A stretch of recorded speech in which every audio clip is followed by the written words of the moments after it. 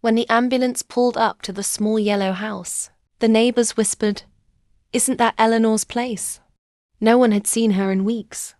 The woman everyone once called Mum was now just a rumor behind closed curtains. Inside, a phone kept ringing. Again and again.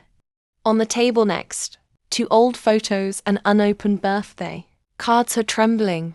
Hand finally reached for it. "Mom," a voice said through the static. Her heart stopped. It was Michael, the son who hadn't spoken to her in 3 years. She couldn't tell if it was relief or fear flooding her chest. "Michael?" she whispered. The silence that followed said more than words could. He sounded older, tired. "I didn't know who else to call," he said. "Dad's in the hospital." Eleanor's breath caught. The room tilted slightly. "What happened?" she asked, her voice cracking. "They said he collapsed at work. They don't know if he'll make it." Her knees went weak.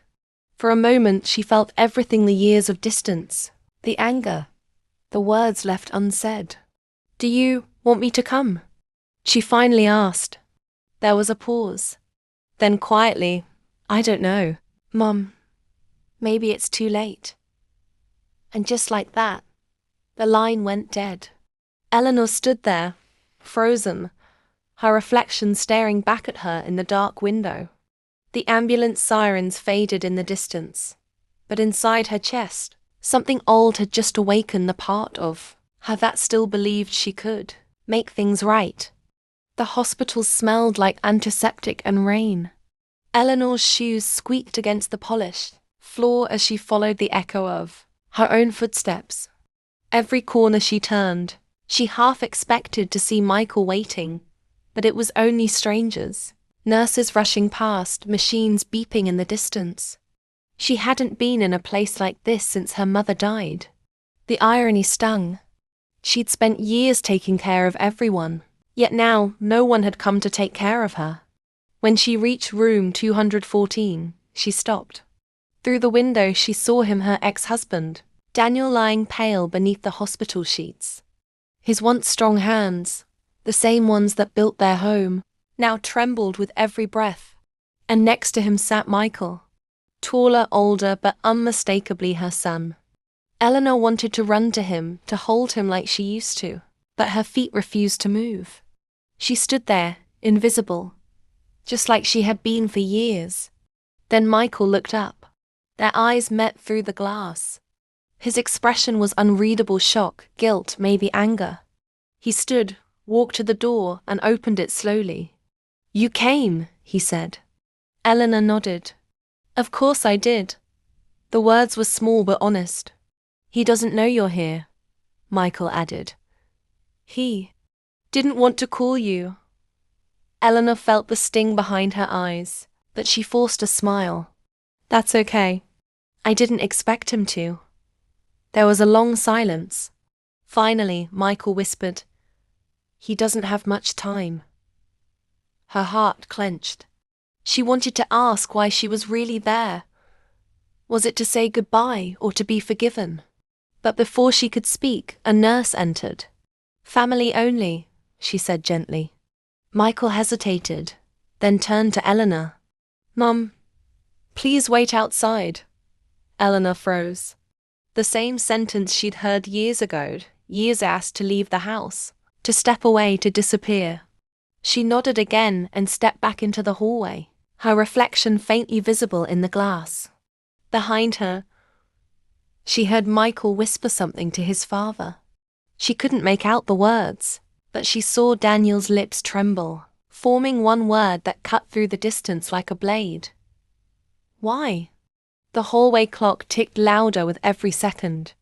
Eleanor sat in the plastic chair outside room 214, hands clasped together as the memories started bleeding in. She remembered another hospital years ago. Same white walls, same cold lights.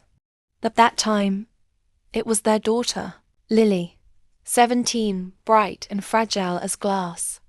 The diagnosis had come out of nowhere. Daniel couldn't handle it. He buried himself in work, in silence. Eleanor had been the one at every appointment, every long night, every tear. She'd sold her jewelry to pay for Lily's treatment when the insurance wouldn't cover it. But no one knew that. She didn't tell them, not even Daniel. All they saw was the result. Bills unpaid, money missing, arguments that grew like weeds. The night everything fell apart, Daniel had shouted, "You're lying to us. You ruined this family." Eleanor remembered standing in the doorway, holding a photo of Lily, trying to speak, but no words came. Michael, just 19 then, had yelled too.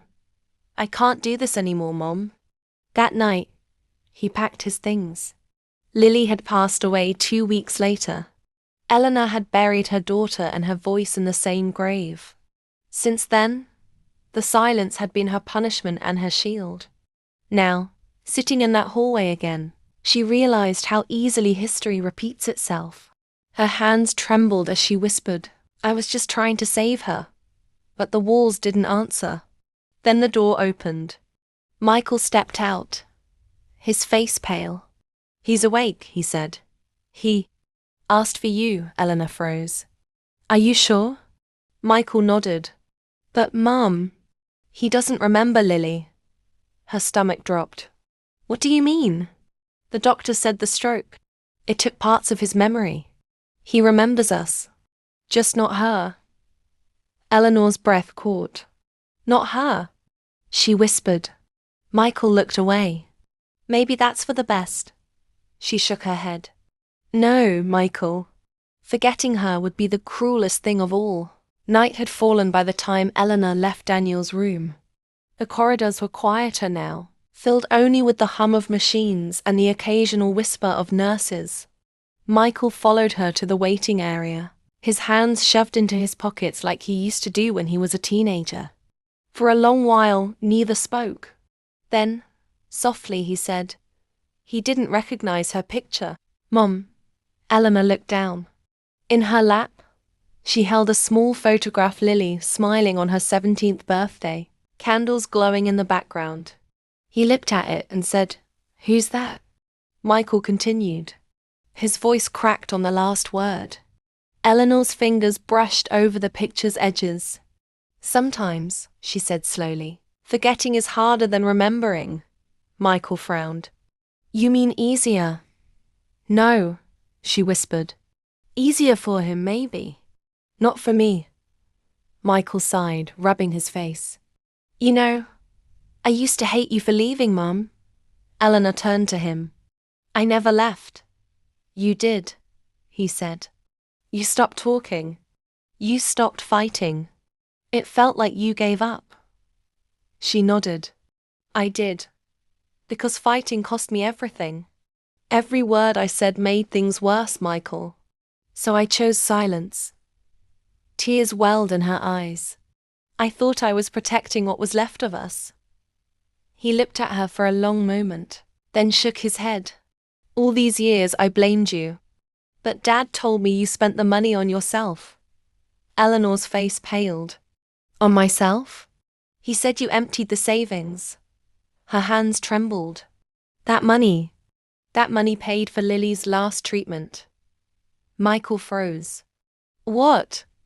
"I sold my rings, my car, everything. The hospital bills were more than we had. I just didn't want you two to see how bad it was." Michael's lips parted, but no sound came. The truth hung between them like a storm cloud, too heavy, too late. He covered his face with his hands. All this time. Eleanor reached out but stopped midway. "I didn't tell you because you were already breaking," she said softly. "I thought silence would protect you." Michael's voice cracked. "Silence destroyed us." Eleanor lowered her head. "I know." And then, for the first time in years, he reached for her hand. It was small, hesitant, but real. "Mum," he said. "I'm sorry." She smiled weakly. "You're still my boy." But before the moment could settle, an alarm blared down the hall. Nurses rushed past, shouting room 214. Eleanor's blood ran cold. "That's your father," she whispered, standing up. Eleanor's heels clicked against the tile as she ran toward room 214, flashing red light. Above the door painted the walls in panic. Nurses surrounded the bed, calling Daniel's name, their voices sharp and urgent. Michael froze in the doorway, unable to move. But Eleanor didn't hesitate. She pushed past them until she was at Daniel's side. His breathing was shallow, his eyes half open, searching for something or someone. "Daniel," she said softly, taking his hand. It was cold, fragile. His eyelids fluttered. "Eleanor," he whispered. She leaned closer, tears already falling. "I'm here." He stared at her for a long moment, confusion clouding his gaze. "Why are you here?" The question carried no anger, only exhaustion. She smiled through her tears. "Because I never really left." His brow furrowed. "Lily," he murmured. "She was sick, wasn't she?" Eleanor gasped. "You remember?" He nodded faintly. "I blamed you." She pressed his hand tighter against her chest. "I know. You didn't deserve that." His words trembled like a confession. "You were just trying to save her." The sound that escaped her lips was somewhere between a sob and relief. "I tried so hard," she whispered. "I know," he said. And for the first time in years, there was peace in his voice. The machines beeped slower, steadier, then paused. Eleanor's tears blurred everything. The nurse touched her shoulder gently, but she didn't move. She sat there, holding his hand, whispering, "It's okay, Daniel. Rest." Michael stood by the doorway, tears streaming down his face. He had seen his father die, but more than that, he had seen his mother live again. Hours later, when the hall was empty and the lights dimmed, Eleanor walked to the hospital garden. The air smelled like rain and lilacs. She knelt by the small memorial stone marked Lily Daniels, 1999 to 2016. She placed her husband's wedding ring beside it. "We're together again," she whispered. The night breeze carried her words away, soft and kind. As she stood, Michael appeared behind her. "Mom?" She turned, smiling weakly. "Let's go home," she said. But as they walked away, the camera would linger on the memorial, two rings glinting under the moonlight, the flowers swaying gently, as if the wind itself was saying goodbye. The house felt different when Eleanor walked in that night. The silence wasn't as heavy as before, it was tired, but softer. Michael followed behind her, holding 2 cups of coffee he'd picked up on the way home. They sat at the kitchen table where dust had settled like snow. "I didn't think I'd ever be back here," he said quietly. Eleanor smiled faintly. "Me neither." The clock on the wall still ticked, the same one Daniel had hung 20 years ago. Every sound seemed like a ghost of what once was. Michael cleared his throat. "The hospital gave me Dad's things." He slid a small envelope across the table. Inside was Daniel's watch, his ring, and a folded letter. "He wrote this," Eleanor whispered. Michael nodded. "A nurse said he asked for paper right before." She unfolded the note carefully. The handwriting was shaky but familiar. Asterisk, "Eleanor, I was wrong. About everything. You carried all of us when we should have carried you. If there's another life, I hope we find each other before the pain does." Asterisk, a single tear dropped onto the paper, smudging the ink. Eleanor closed her eyes. "He remembered," she whispered. Michael reached out, placing his hand over hers. "He did, Mom. In the end, he did." For the first time in years, Eleanor laughed a small, fragile laugh. "He always hated writing letters," she said. Michael smiled. "Guess he found the right words this time." Outside, the rain began to fall again, but it no longer sounded like sorrow. It sounded like forgiveness. The attic smelled like dust and forgotten summers. Eleanor hadn't been up there in years, but something inside her said it was time.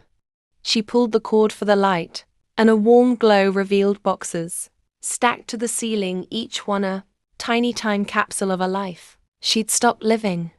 She opened the first box. Inside were Lily's paintings, messy and bright, all sunflowers and purple skies. "You always loved colors that didn't belong together," Eleanor whispered, smiling.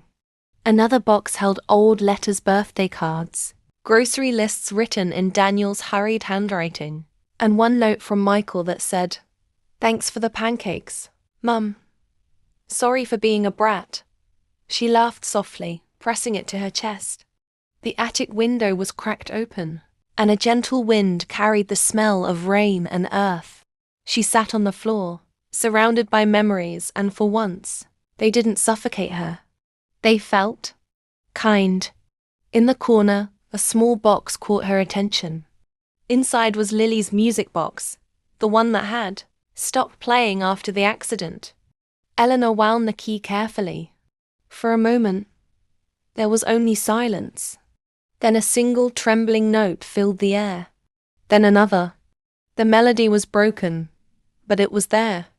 Eleanor closed her eyes, tears sliding down her cheeks, her hands trembling as the music wove through the room. It wasn't perfect, but neither was she, and maybe that was okay.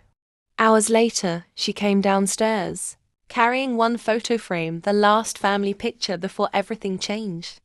She hung it in the hallway again, right where it used to be. Michael looked up from the couch. "That photo," he said quietly. "It used to hurt to look at." "It still does," Eleanor admitted. "But now it also reminds me that we were real. That love existed." Michael nodded. "Then it's worth keeping." For the first time, Eleanor believed him. Sunday morning sunlight spilled through the kitchen window, painting everything gold.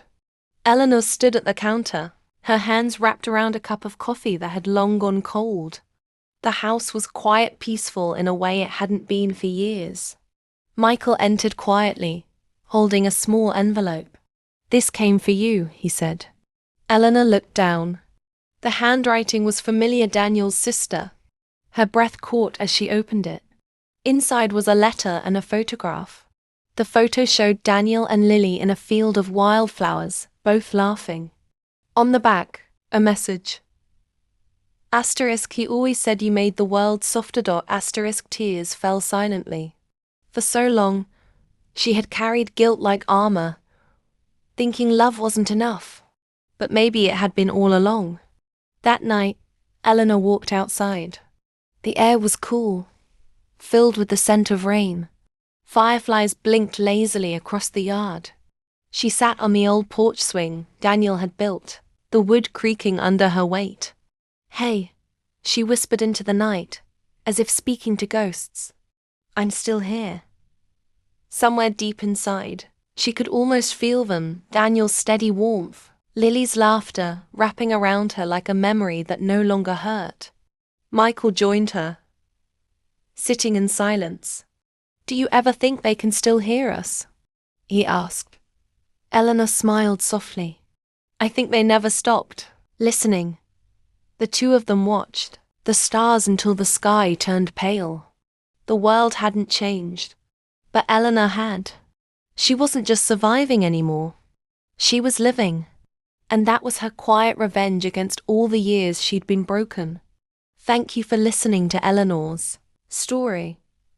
A reminder that even the quietest hearts can carry the loudest strength. If this story touched you, please take a moment to like the video and leave a comment about what part moved you the most. And if you've ever felt unseen, know this: your story matters too. Subscribe for more stories that speak to the soul, because sometimes healing begins with a single voice.